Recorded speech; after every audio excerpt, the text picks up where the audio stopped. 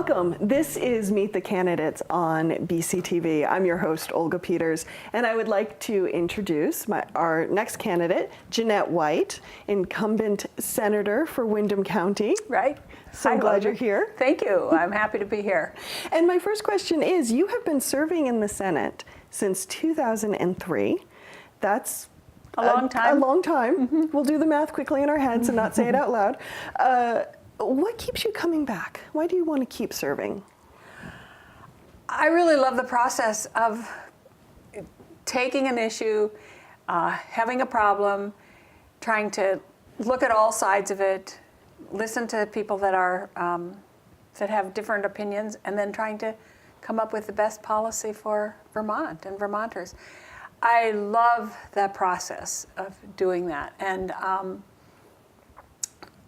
I love being in the legislature. I love doing the work we do every day. It is frustrating, it's annoying, it makes me angry sometimes, but I do love, and when I walk into, the first time I walked into the Senate chamber mm-hmm. and sat down in my seat, I said, oh my, it's like you can feel hundreds of years of history just bubbling around you. Mm-hmm. And I still get that feeling of that awe when I walk into the State House and I'm there and I say, wow, you are so lucky to be mm-hmm. here and to be representing the people from Windham County and the whole state, because in the Senate we're supposed to not just be parochial, right. but look at the whole state.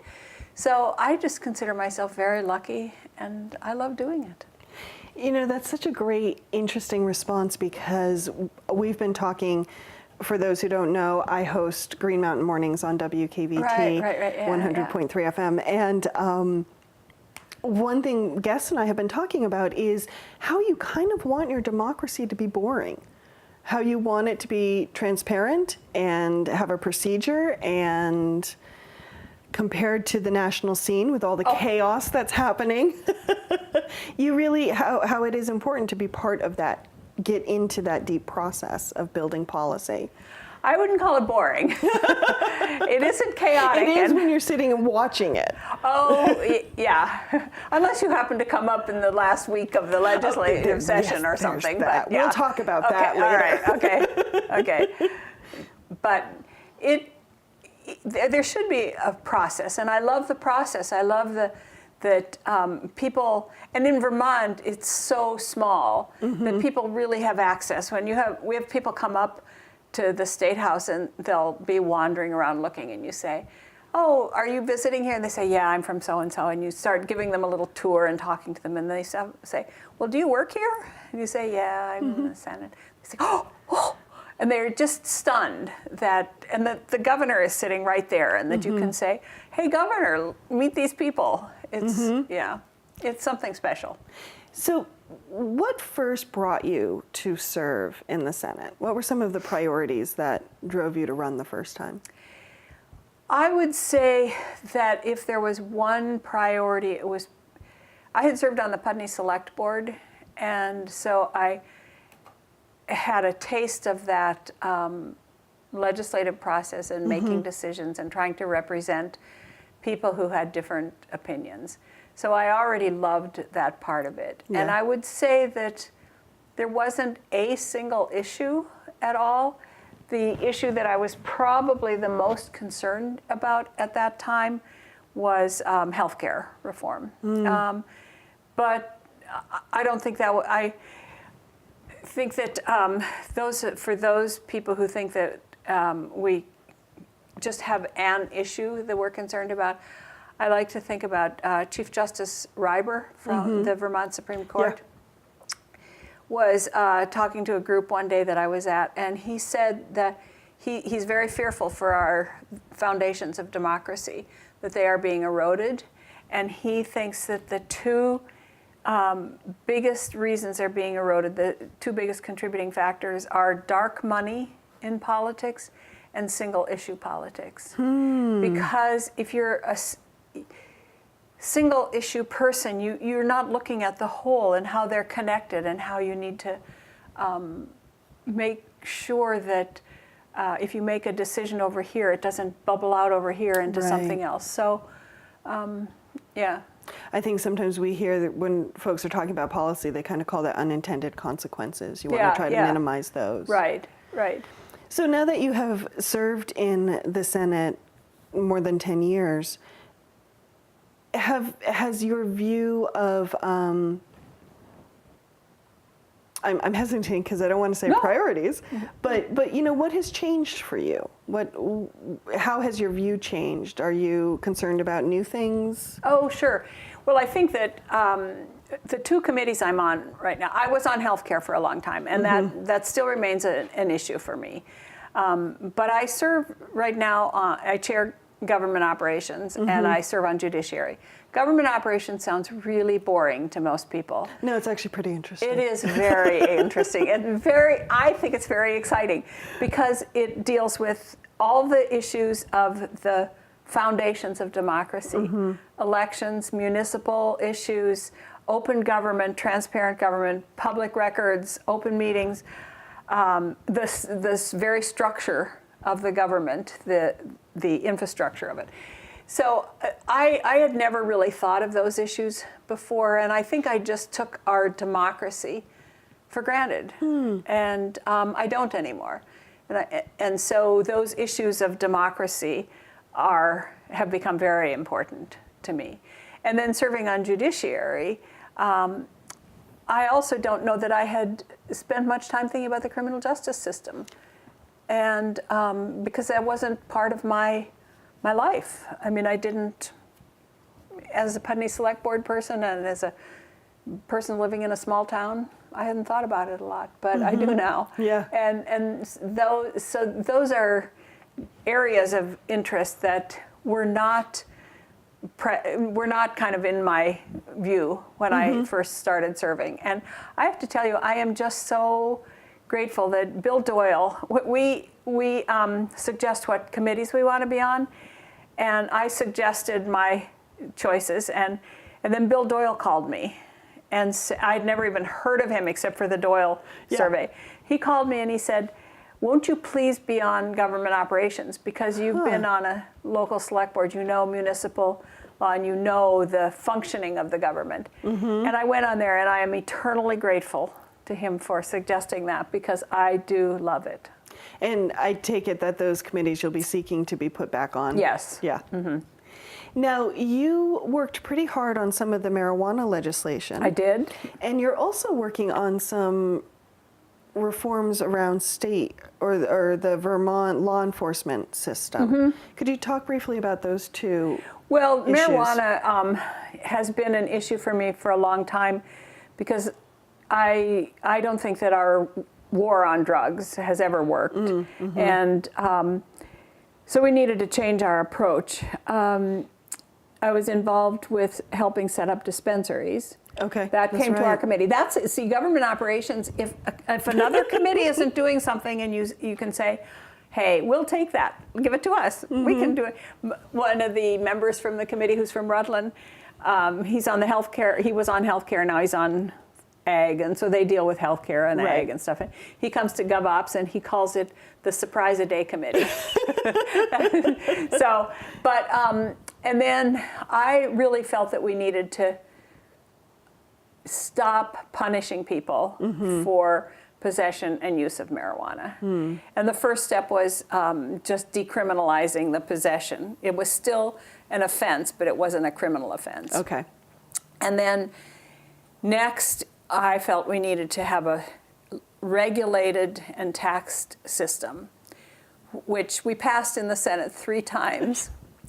And our House members chose not to pass it, and instead passed what we have now, which means that right now you can have 2 ounces. We don't know where you can get it unless you grow it yourself, but we don't know where you can get the plants or the seeds to start growing. I mean, we know, but it's, in my mind, it's a kind of a crazy system, but it's a step, I guess. It's an interim. And once people see that, it happened with dispensaries. Once people saw that the sky didn't fall in, and we didn't have rampant crime. So I suspect that now that we have that Wild West, more people will begin to say, wait a minute, if we're going to have that let's get something out of it. First of all, let's regulate it. Right. Because if kids are buying it, they have no idea what or not kids, they shouldn't be buying it anyway, but if anybody is buying it, they don't know what they're getting. It could be laced with rat poison. So let's regulate it. Let's get something out of it. Let's tax it. So I suspect that that'll happen next year. So besides feeling that the war on drugs didn't work, why marijuana specifically did you focus on that substance? Because I think there's a huge difference between marijuana and other hard drugs, cocaine, heroin. I don't know enough about them that I know that whether we should do like some European countries do, where they completely legalize them, and it's considered a health issue as opposed to a crime. I don't know that, but I think that, and marijuana is so rampant. It has been for 50 years. The RAND study said that 80,000 Vermonters use it on a regular basis. I remember seeing that, yeah. 80,000 Vermonters. I mean, give me a break. That's like 14% of the state.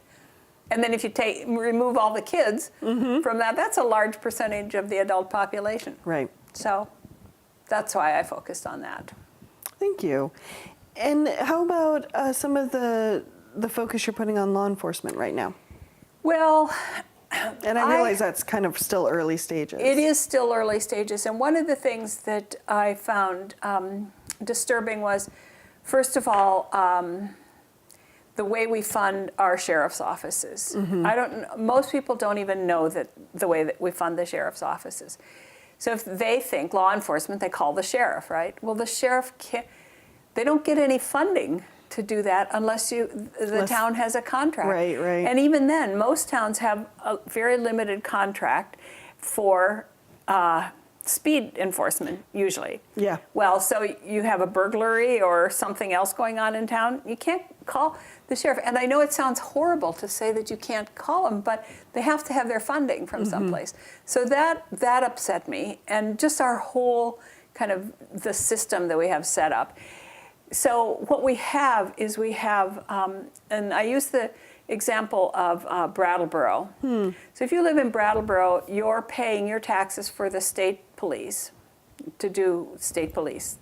Then you're paying, I don't know in Brattleboro, but in most of the towns we talked to, we did a large tour last summer, went to 8 different communities in the state to talk to them.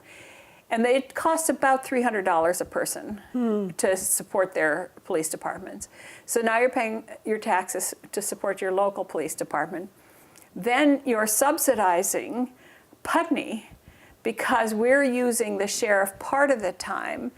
And but when the sheriff isn't covering, then we're calling the state police. Right. And then you're even subsidizing a town that doesn't have any contract with somebody. So you're subsidizing that town, the calls in that town. So that didn't make sense to me, that we have different unequal access and unequal funding. So we tried to look at that and try and figure out how we could solve that. It's a conundrum. It is a really, and we've had, over the years that I've been there, I've seen 7 studies done on law enforcement in the state. And we take the studies and we say, oh, look, we ought to do that. And then somebody says, oh, no, you can't do that. So then we say, okay, put it on the shelf. So this year we decided we were going to do it. We made a few changes this year. The governor vetoed it. Okay. Yep. So we'll try again next year. I meet regularly with the sheriffs, with the training academy. In fact, I'm having lunch with him next week. So we're really trying to, and I think that we're very lucky in Vermont with there are some rogue officers out there, but for the most part, I think we are very, very lucky with the officers. And it is, I'd never thought about it before very much, but it is something that I wouldn't do in a million years. I mean, you have to make split-second decisions that your life or somebody else's life could depend on, and I think it's a very, very hard job, and we don't pay them. We don't pay them enough put their lives at risk all the time. But anyway, so that law enforcement is something that we're going to continue to look at, and that overlaps between both government operations and judiciary. So we're doing it in both places. Now, this isn't your committee, but it's been a big issue in Windham County. What are your thoughts on Act 46? Well, I voted for Act 46, and I believe that when it was presented to us and when we voted for it, I think that we all thought that there were enough, there was enough flexibility in it to give the alternative systems, to give communities the ability to determine their own futures. I think that the Agency of Education has misinterpreted some of the actual language of the bill and is interpreting it in a way that is forcing more mergers than might be expected. And in some places the mergers are working just fine. And so I think it needs some looking at. I think it needs redoing. I think there needs to be more flexibility. And in terms of the vote that was down here, people voted against the merger plan. And whether you like the merger plan or don't like the merger plan, people voted against it. And I'm not going to try and second guess the voters. That was their wish. So it should be upheld. So yes, that will be interesting when the AOE comes down on it's in decisions. September, I think. It's coming up. And they're coming down here, though, for a hearing. They are, yes. Yeah, they're doing a number of statewide hearings. So the concept of, we have to approach our educational system a little more creatively than we have been in the past, because we all apparently want our kids to have the same experience we had and to have the same type of school that we had. And things are changing so rapidly that we need to look at more creative ways of offering education. Is it always tied to a school building? Is it not? So I think we need to really look creatively, but when we end up fighting about the funding and not looking at the delivery and the quality as much. So. What, in the last two legislative sessions, near the 11th hour, the governor has put out some edicts about what he will and will not have in the budget. It's made us think a lot, especially me on my show, about how do you, as a lawmaker, approach meeting your goals, and how do you approach negotiating in a stalemate, which can sometimes happen in the government, as we see.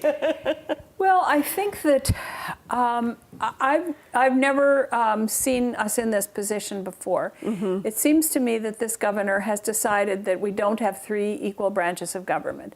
That the judiciary aside, we have the legislature, which is kind of just over here playing around, doing things, whatever they're doing. And then we have the administration. And the executive branch, I think he feels that he's going to make the decisions, and that's the way it's going to be. And I haven't seen that before. So it was a little scary for all of us, because we felt that the whole legislative process was really being undermined. People did not come to our committees and work with us until right at the very end. And in some cases that wasn't true. Like one of the issues that we were dealing with, we had the Human Resources Commissioner in there all the time working with us. We didn't always agree, but she was there. Right. But on many of the big issues, like the budget and the economic development issues and all education, none of those issues, his people were not in there working.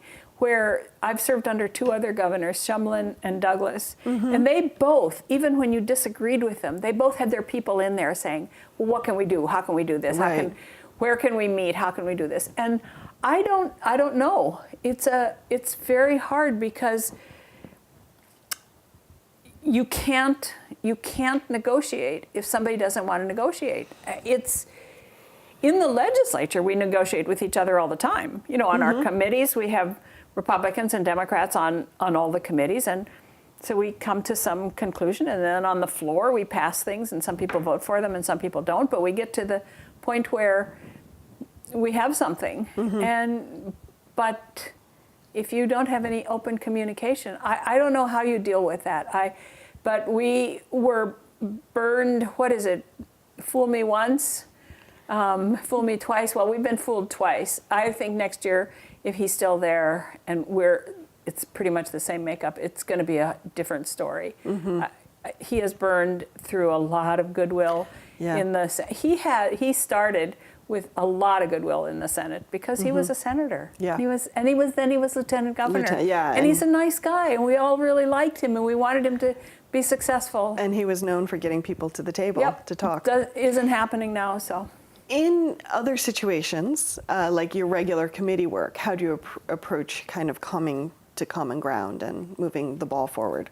Well, just by listening respectfully, I think, to what all sides have to say, and then say, well, what is your goal here and what is your goal here? And sometimes the goals can actually be met by just making sure that you understand what the goals are. I mean, it's very, I think it's a very common mediation technique that you have to find out what people's goals are. And one of the problems with the administration is that he wasn't willing to say what his goals were. Okay, interesting. So if you, in the legislature, in our committees, people come in and say their goals, and you come in and you say one thing on a bill, and then Henry comes in, he says something exactly the opposite on this bill. So now we have to figure out what did you really need out of that? What does your group or who you represent really need? And go from there. So it is the part of legislation that I love the most. I don't like the partisan politics. I don't like the wheeling and dealing, which we don't do very much of. Okay. The leadership might, but we don't. And I don't like campaigning particularly. I mean, I like, because in campaigning you're selling yourself, right? I like working on ideas, and that is what I really love about it. Well, I'm going to ask you the uncomfortable question, though, since this is a three-way race for 2 seats. Yes. What makes you different from the other candidates, Becca Balint, who is an incumbent senator, and the newbie Wayne Esty? How are you different? Well, I don't know a lot about Wayne's philosophy and his policies on things. I would assume, since he's running as a Democrat, they're not all that different. I would say that I've lived here for 45 years, so I know Windham County. I have a good handle on it. I have served on a local board, so I have that experience. And I think that experience counts for a lot up there. The fact that I know the people up there, I know the process. I think I have a lot to offer. In terms of what makes me different, I'm certainly a lot older. but that isn't exactly what you meant. But I was trying to delicately ask why should people vote for you question. Oh, yes. Well, they should vote for me because I have years of experience and I know the process and I can hit the ground running and I can be up there. And for those people who think I don't respond to them fast enough, I will respond, but it might be October before I respond to them. I get about 200 emails every day, plus phone calls and stuff. And sometimes I just can't get to them because we don't have any staff, you know. So, yeah, experience. I think that my willingness to listen to all sides of an issue. I don't consider myself an ideologue. I don't consider myself digging my heels in and saying it is my way and I have an idea and that's just the way it's going to be. So, anything you wanted to add? Wish I had asked. No. Do I have time to read one little quote? Yes, you do. It is one of my favorite things from Dorothy Canfield Fisher in 1953. The Vermont tradition grapples energetically with the basic problem of human conduct, how to reconcile the needs of the group of which every man or woman is a member with the craving for individual freedom to be what he really is. And I think that that says a lot about how I feel the legislative process should work. That there are those two things that you're always balancing. The right of the individual with the good of the community. And that is the thing I love the most about doing this. Jeanette White, good luck in the campaign. Thank you. And thank you for joining us. Thank you very much. It was my pleasure. Mine too.